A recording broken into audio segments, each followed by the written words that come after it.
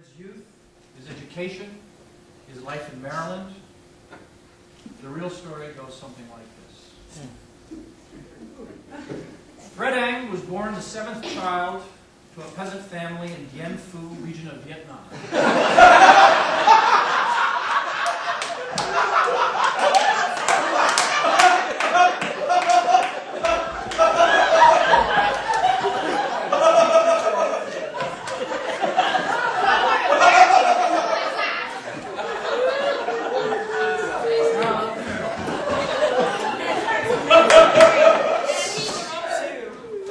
The family name was actually spelled without the E and was pronounced Now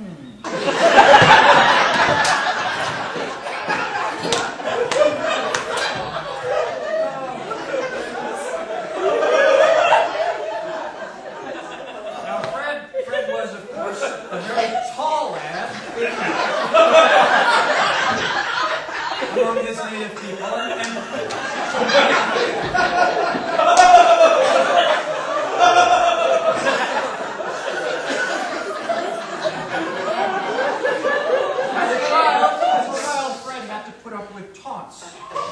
classmates. We had a nickname for him in Vietnamese, which loosely translated as "boy with head above the monsoon cloud."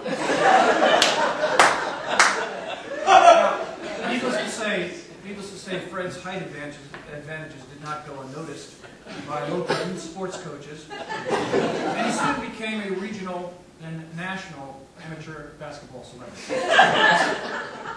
For a while, he played semi-pro ball with the Hanoi Roosters, and later with the national team, where he was the first Vietnamese player to slam dunk a basketball. Then tragedy struck the Vietnamese national basketball team, when in 1960 the team was invited to play in the Summer Olympics in Rome. It was there, for the first time, that Fred and his teammates learned that no one else in the whole world played basketball with a hoop standing 6 feet 6 inches.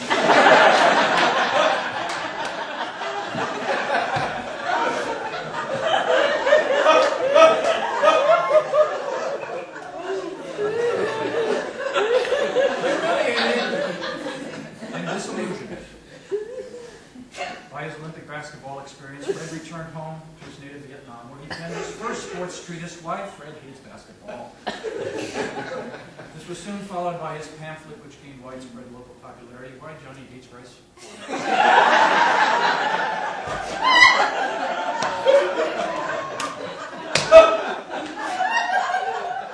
Now, a young man with a wife, Mikhail,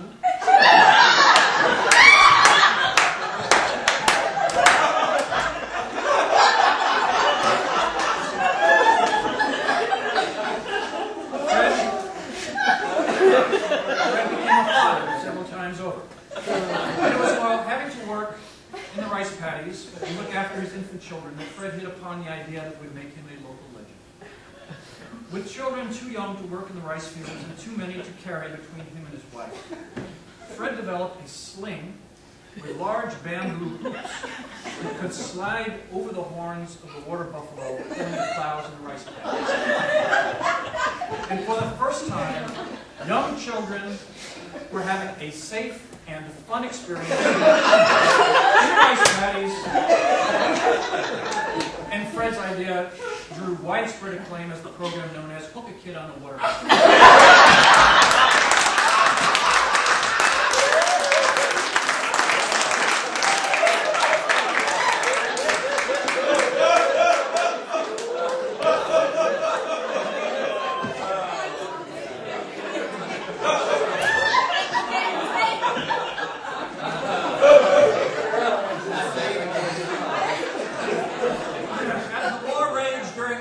Fred became close with the American military, which was to serve him later in life, where he learned that cute pidgin English that we've all come to associate with Fred.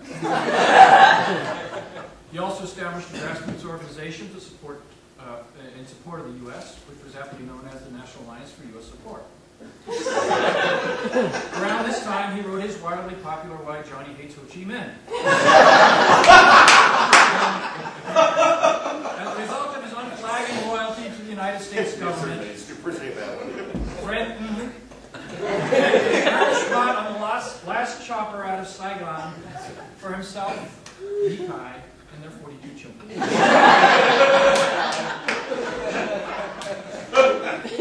The United States government set him and his family up in a comfortable two-bedroom apartment in Ocean City, Maryland.